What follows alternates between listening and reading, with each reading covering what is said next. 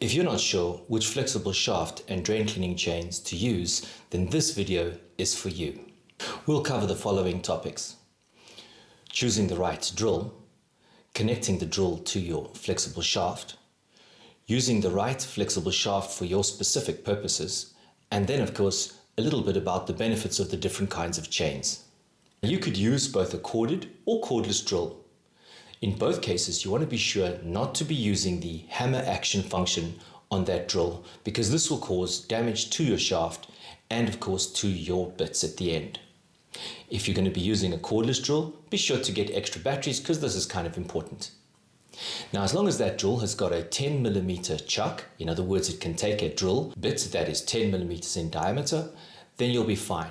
10mm is 3/8 of an inch.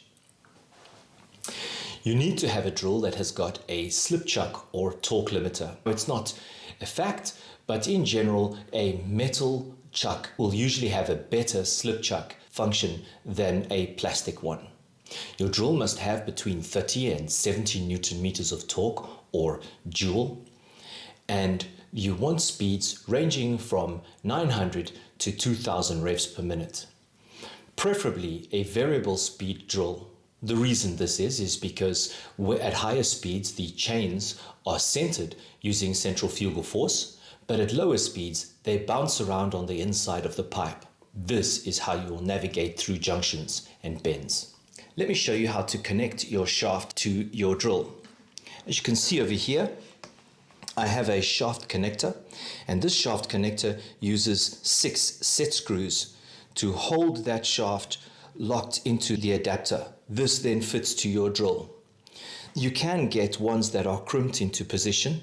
These are quite popular, but the disadvantage to crimped shaft connectors is that they're prone to break, and of course when you need to replace it, you have to replace the whole shaft or buy a whole new adapter to replace this piece, whereas one that is held on with set screws is just basically unfastened, cut short, and then refastened again. Quick and easy, gets you going. On the other side of this shaft adapter, I have a shaft lock, and I've used this shaft lock to keep the sleeve over here and the sleeve bearing as close to the power source as possible.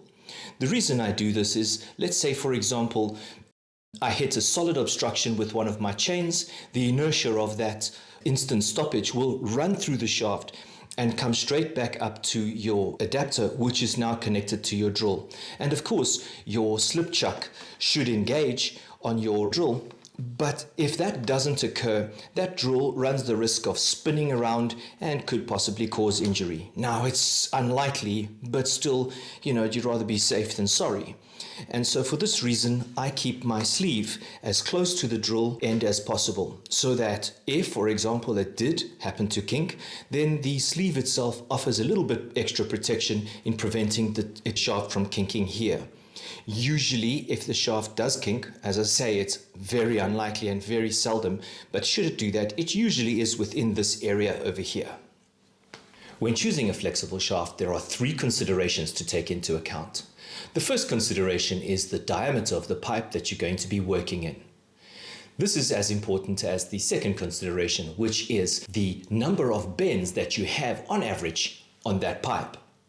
And the third thing to take into consideration is how much torque is going to be required of you. For example, if you're going to be clearing grease or wet wipes or small roots, it takes a lot less torque to conclude that task than it would to, say, descale, tuberculation, or struvite, or something along those lines. So those 3 factors are what determines what length and what diameter shaft you should be choosing. A thinner shaft is more flexible, but this comes at the expense of torque, whereas a thicker shaft might have more torque, but is therefore less flexible. This means that, for example, you'll not be able to navigate a 1/2 inch or 12mm shaft through a 2-inch junction, because the bending radius of a 1/2 inch shaft is a lot greater than the bending radius of a 2-inch junction. As a general rule, I like to use the 6mm shaft or 1/4 inch shaft for your 2-inch pipes. When it comes to 3 and 4-inch pipes, in that instance I would upgrade to the 8mm shaft, which is the 5/16, And that is, of course, if there are multiple bends. If there are fewer bends and I need more torque, I would upgrade that for the 4-inch pipe. I would upgrade that to the 10mm, which is the 3/8" shaft, because that's got more torque and the difference between the flexibility is not that great. In fact, the 10mm is my go-to shaft.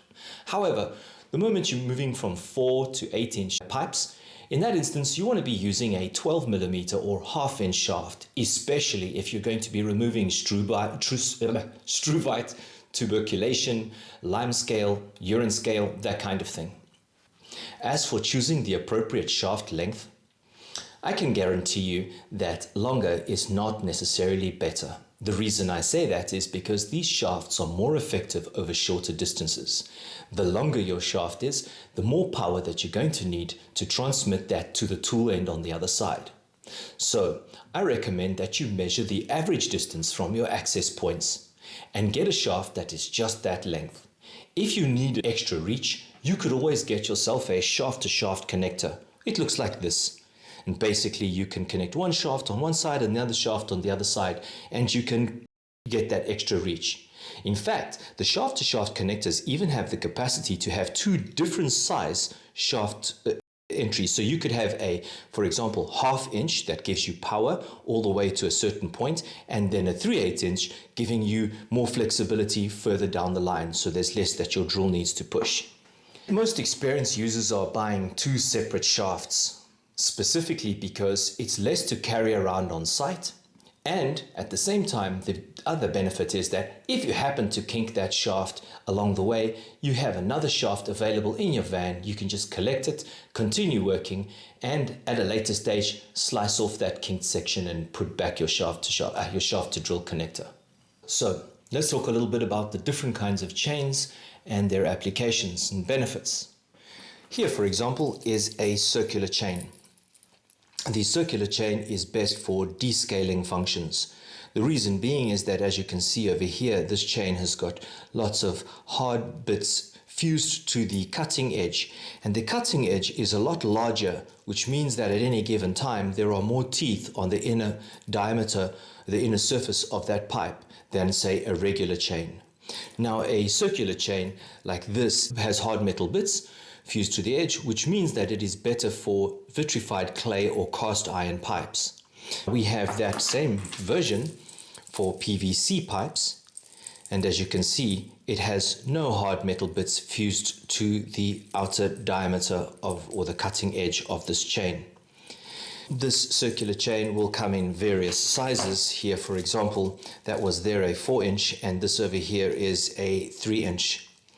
As you can see, this little 3-inch is meant obviously for PVC, whereas this little 2-inch over here is meant for cleaning 2-inch cast iron or vitrified clay pipes. So that is the circular chains, mainly for descaling. Before I move on to the other chains, I'd just like to point out that very often customers have a combination of a drill head with a circular chain so that they have a cutting edge on the front. So you can combine these chains with others, so with the other different drill heads, so that you can have the benefit of a cutting edge in the front.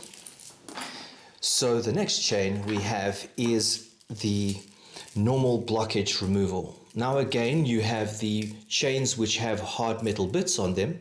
This over here is the X-tip, our most aggressive, and this over here is the Croco, which has got little teeth on it like that.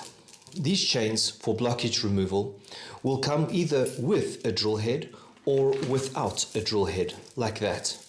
As you can see, one has got a drill head and the other doesn't.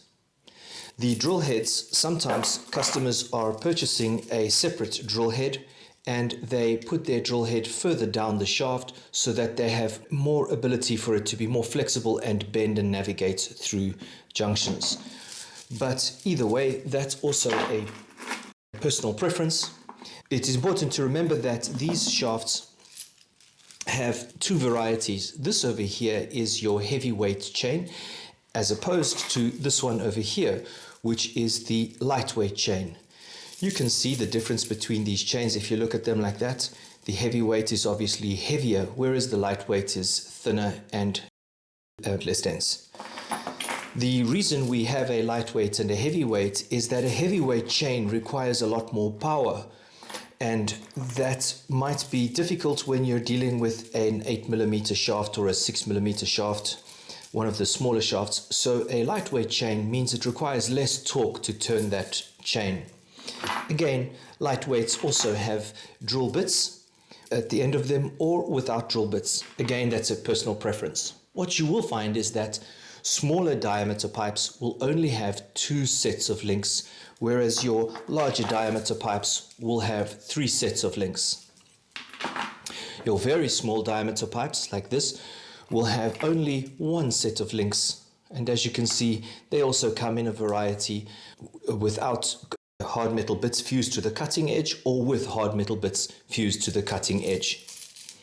Lastly, I'd like to talk about our mini drain chain. You can see over here, this is basically it's a hub with a very small amount of chains on them. They come with a longer variety meant for your 2-inch. And of course, you even have ones with hard metal bits fused to the cutting edge to descale pipes. Now, this is sort of a hybrid between your circular chain and a regular chain, but meant for your smaller diameter pipes. Last thing I'd like to bring to your attention is the Croco mole. The Croco mole comes in 3 various sizes, 30, 40 and 50 millimeters, and they range in shaft sizes. Please bear in mind that you wouldn't be able to fit this big one onto an 8mm or 5/16 shaft because it requires a lot more torque to turn something this heavy. They're extremely aggressive, and they're mainly used for reinstating junctions or grinding up very solid blockages, failed liner, that kind of thing. So that concludes my video. I hope you found it helpful. If I missed anything out, don't hesitate to get in touch with us. My address is plumber-tools.com, or alternatively, if you're in the European Union, zua-tools.com. And if you're in the United Kingdom's plumber-tools.co.uk. Thanks for watching. Take care. Ciao.